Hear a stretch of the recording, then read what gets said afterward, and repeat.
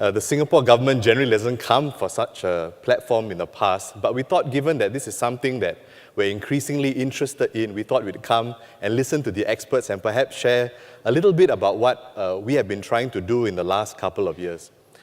I am not a measurement science expert.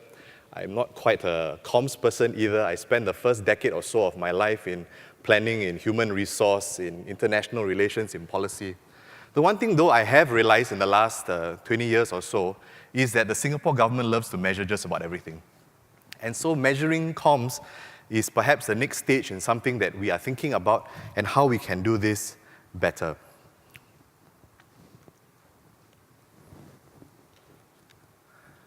But perhaps if I can start off by painting a little bit of the context that Singapore is in. Southeast Asia has 630 million people. Singapore has just over 5.5 million. Very small. But if you look at the two charts that you see there on the screen, two things have struck me over the years. One, our demography has changed significantly. In 1965, when we gained independence, the bulk of our population was young. You see in 2016, the population has gotten a lot older, a lot more diverse. In 1990, and probably for decades before that, less than 10% of our population was tertiary educated, polytechnic, university degrees. But by 2016, last year, about 50% of our population were tertiary educated. Now, this rapid change that we've seen in the last 50 years of Singapore's development has also had an impact on the way we think about how we communicate with our audience and our people. And this also means that as we think about our audience, how they would react to it, one of the first things we have to ask ourselves are, what do they believe?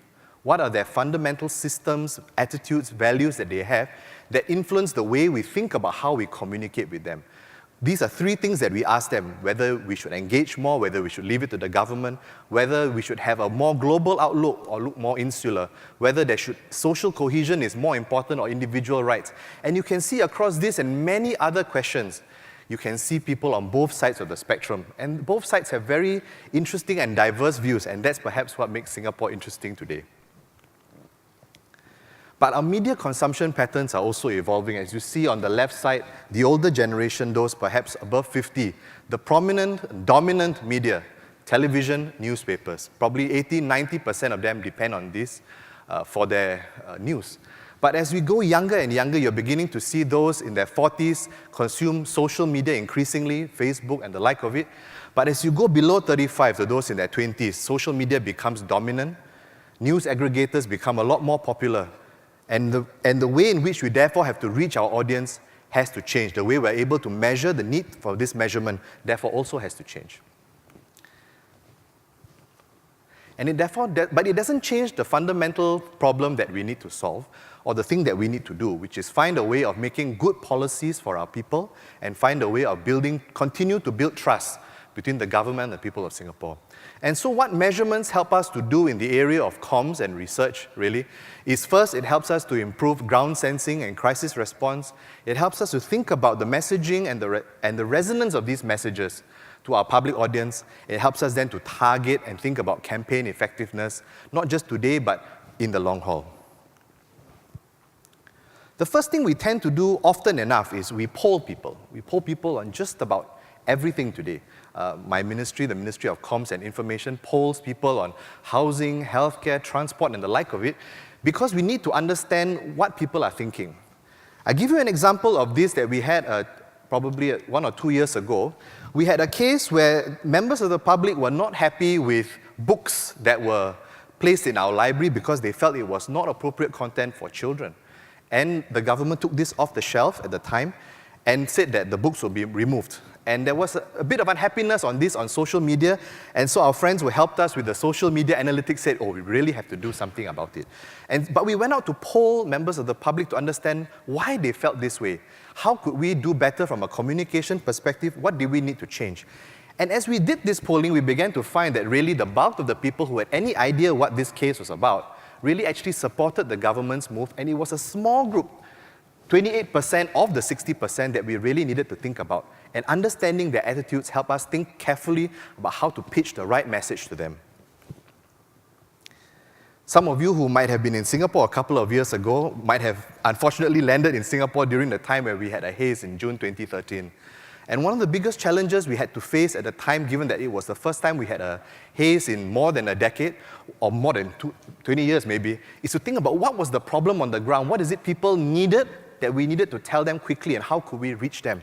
And so initially, as we began to track this, we began to see, hey, concern levels were high, people were concerned about a range of different things, but we had to distill this down to a clear message that we could send out to our members of the public. And we found that the main message was whether or not members of the public were able to obtain N95 masks, right? Masks that they could wear to, in a way, prevent the particulate matter from entering their system. And so as we were able to push out more of these masks very quickly, once we understood this sentiment, as you can see on the chart, concern levels began to drop as the availability of masks began to increase. So measurement helps us in this area. The other area of measurement that is more specific to comms is in the area of media analytics. You see two lines on there, a blue line and a red line.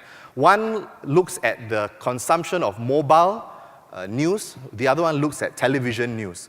And what is important to us isn't how the curve moves, but how consistent it is in helping us understand how to target our audience, not just on a week-to-week basis, but actually on a day-to-day basis, on an hour-to-hour basis. Where is the best place to put our ad? Does it work? Are people reading, listening to them, looking at them? Does it make an impression on them?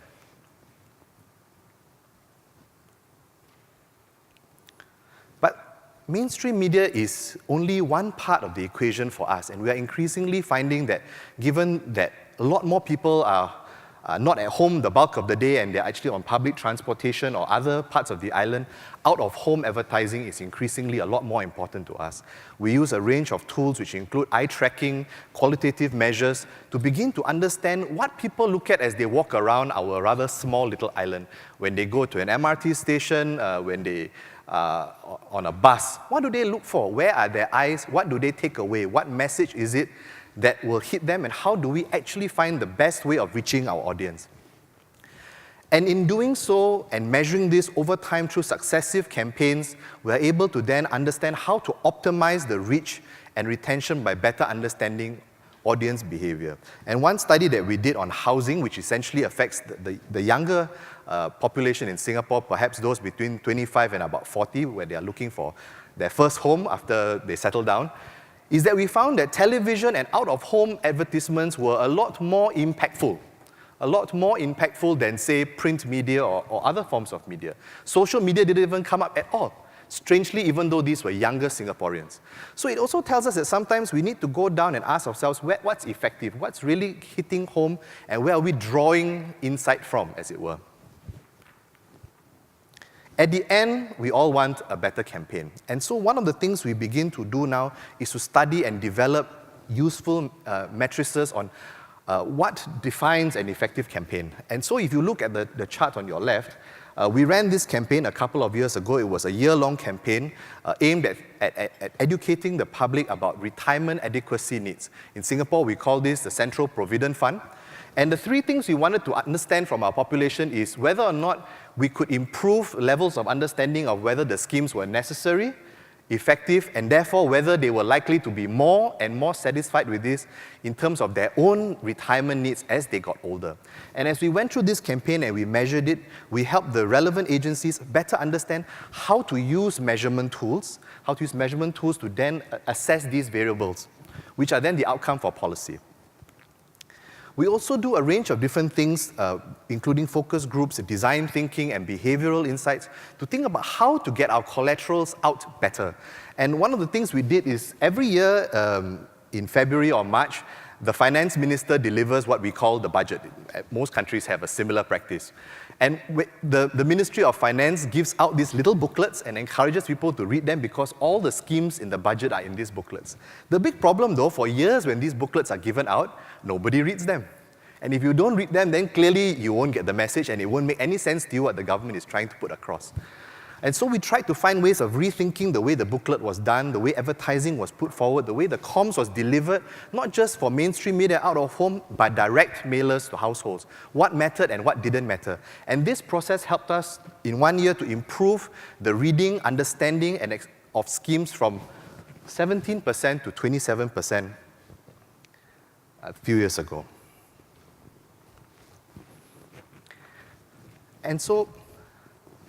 And so to in a way, put all this onto one slide, measurement for us is a process. It is a process where we begin at the top of the circle, to analyze the situation, to understand baseline perceptions and ground sentiments. This then helps the policymaker think carefully about how they want to use the attitudes, values, and behavioral insights to then develop the best way of designing the policy right from the very beginning. We then move to the communications phase where the policymaker and the comms people then interact to think about what's the best message that would resonate with different groups of people, how do you target them on the various platforms, and then eventually it comes to this question of assessing what works and what doesn't work. And to end, yesterday, while at drinks upstairs, someone asked the question, what is the future of measurement? And I'm not the crystal ball gazing sort, but I distilled 3 things that I would like to see if that could happen in the next couple of years that perhaps might make this practice, as it were, better for most of us. And I would summarize it as 3 I's. The first is integration. How do we integrate the various forms of media analytics tools to be able to make it useful for the end client, the government, the private sector, or any company that wants to use them? Second, what kind of insight can we really deliver to them? Today, it's quite different giving insight to a private company as it is to a government organization because our needs are different. What we're looking for is quite different. How does the industry as a whole develop this ability to better understand the needs of their end client and deliver far more incisive insight? And the third is investment.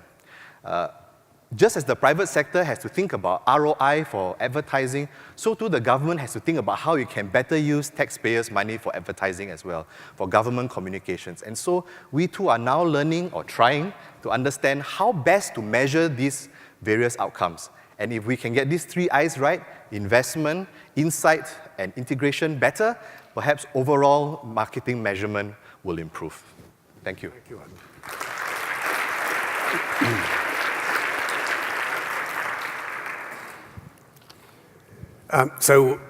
While I'm looking for the first arm to go up, Ivan, would I be right in thinking that measurement within your ministry is a relatively new introduction, something you're still working on, perhaps? Yeah, so if I look at how government has evolved this process of thinking about comms measurements, we've started doing a lot of what I call big brand campaign evaluations maybe 10 years ago. It wasn't new to us. But today, as we're thinking about public comms, right, government comms and messaging, this is a new area where we're beginning to do measurements now and are trying to get better and better at it. Yeah. Right. And we've only done this essentially for the last maybe 5 years. Yeah. Right, I'm coming out to the audience. Mazen Nahawi, welcome. Thank you. I'm wondering if data availability is a challenge that you're facing with people like Twitter, Facebook, GNIP, Facebook topic data, restricting more and more access to government for their data. Are you finding that to be a challenge? And if so, how are you dealing with it? Well, yes and no. On one hand, social media data is extremely useful. We don't get as much as we would like, but we offset this by looking at other forms of understanding ground sentiment, for example, polling, surveys, and focus groups. So this kind of helps us to offset what we can't learn from social media. So what we try to do is we pick up some weak signals, as it were, from social media platforms, and let's augment this with more traditional ways of running market research. And together, this perhaps gives us a slightly better idea of what people on the ground are thinking. I know we have David Watson from the UK government here. I wonder how many other people in the room work on some kind of government program in their own country or region? Put your hands up. Yeah, I met quite a few of you. Yes, quite a number. Interesting. So any of those who've just put your hands up, got a thought or a question for Ivan? Got time for one more. I know I stand between you and a wonderful lunch. We have on the front row. So, we've been talking about policy advocacy and thought leadership, and one of the biggest projects for automotive industry is to talk to the governments, including Singapore in this region, about resilience and electrification. And what I would like to understand is, while we are measured as communications people internally on how we are advocating, what is that this government looks at from communications teams within to tie up with corporates to get these messages across? On which side? That On means? resilience and electrification, especially electric vehicle policies. Okay. So I'm not familiar with how that interaction happens between the companies and the Ministry of Transport. But overall, the Ministry of Transport spends quite a fair bit of time thinking about how it can evolve this policy lens. And so you've seen probably in the last couple of years how it has evolved its policy on electric cars, on hybrid vehicles. And this then influences the way the comms people downstream interact with their counterparts and puts up messages on the ground. I don't know if that answers your question. Ivan, thank you very much for being with us today. Thank you.